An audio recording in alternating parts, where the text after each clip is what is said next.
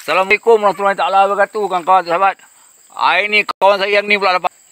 Yang macam biru ni. Kakak berapa kilo ni? 2 kilo. 2 kilo kan? 2 kilo lebih ni kan? 2 kilo lebih sikit ambil gambar dekat-dekat sini. Dia nampak besar ni. Kawan-kawan Hari ni kawan saya dapat hari ni. Tapi dia tak mancing kat sini. Dia mancing kat dalam tu. Yang pula dalam tu. Wah, ni kawan-kawan ikan tomat monster. Itu dia. Kawan-kawan. Rezeki air lah. Okey.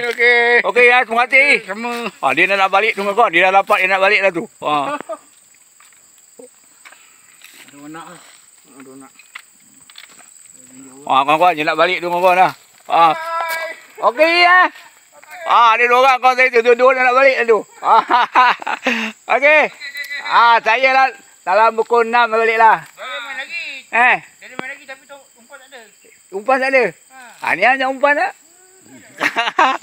Okey kawan, dia orang nak balik. Umpan dia orang dah habis. Okey kawan-kawan lanjut.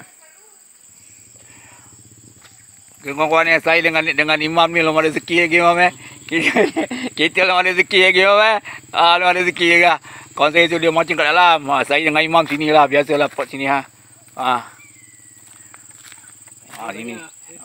Ada main air tapi dia ada main air tapi tak nak makan. Okeylah kawan-kawan mudah-mudahan saya rezeki. Kalau saya rezeki kan saya sambunglah konten ni. Okey, sekian saja. Assalamualaikum warahmatullahi wabarakatuh.